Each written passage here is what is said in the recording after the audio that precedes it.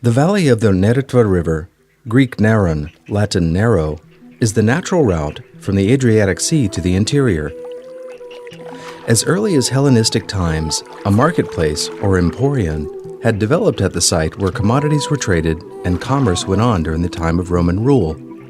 Here, Narona came into being, one of the most important ancient cities on the eastern coast of the Adriatic. The city was located on a hillside and was built according to Illyrian Greek ideas of town planning, spreading out fanwise from the top of the hill to the east. It was fortified with ramparts and towers, except to the east, where the Neretva provided natural protection. Information that Narona was in fact a Greek market town can be found in the Greek writers Pseudo-Skylax and Theopompus in the 4th century BC. We have no way of knowing what products the Greeks took from the Illyrians in the region, and yet information preserved in Pliny the Elder, Roman writer of the 1st century, that the best irises grew on the banks of the Neretva, tends to suggest that the Greek and later Roman perfumers purchased this valuable ingredient here. The first mention of the indirect influence of Rome in the Neretva area is connected, from all accounts, with the Roman military push into the eastern coast of the Adriatic, that is, the First Illyrian War in 229 BC. At the time of the wars with the Dalmati, which started in 156 BC and lasted about 160 years, the Roman military leaders had a base in Narona, and some of the most important campaigns against the Illyrian tribe started from the settlement.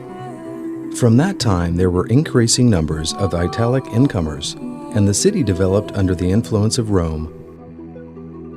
At that time, Narona, along with Salona and Scardona, was the center of a great conventus civium Romanorum, which meant that it was an administrative and judicial center for the general region. In the middle of the 1st century AD, Narona was not formally a colony, although a large number of Italic colonists lived there.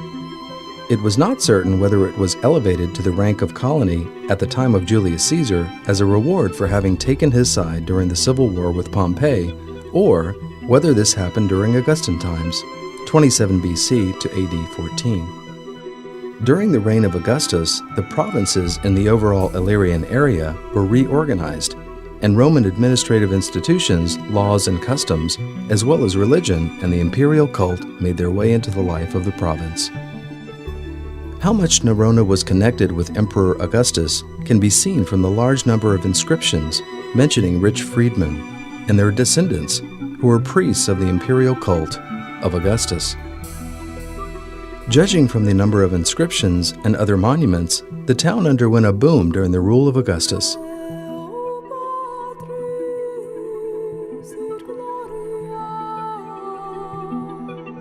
The consequences of the inroads of the barbarians began to be felt from the end of the 2nd century. During the reign of Marcus Aurelius, 161 to 180, the incursions of the Marcomanns and the Quadi led to the province being militarily organized. As in most of Roman cities, the city walls were renovated and extended. In later antiquity, judging from the finds, Narona lived life to the full and retained the role of the most important center of the whole region. Although in written sources, information about Narona is fairly scarce, the Acts of the Salona Synods, held from 530 to 533, nevertheless contain the important information that Bishop Marcellus of Narona took part. Later antiquity was a time of turbulence and interior crisis in the Western Roman Empire, which was no longer strong enough to stop breaches of its borders or colonization from neighboring and newly arriving peoples. Dalmatia and Salvia came under the rule of the Ostrogoth state, with its military and civil administration in Salona. The period of this peaceful and tolerant government lasted from the end of the 5th century to 537, when Dalmatia came under the aegis of the Eastern Roman Empire. The city's downfall, like that of most of the other cities in Dalmatia, came at the beginning of the 7th century.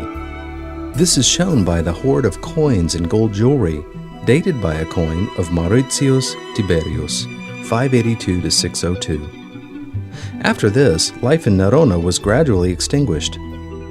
Only after a few centuries was life revived, on the site of ancient Narona, as witnessed by the find of a 14th and 15th century cemetery at today's Church of St. Vitus, patron saint of the current settlement, which overlies ancient Narona.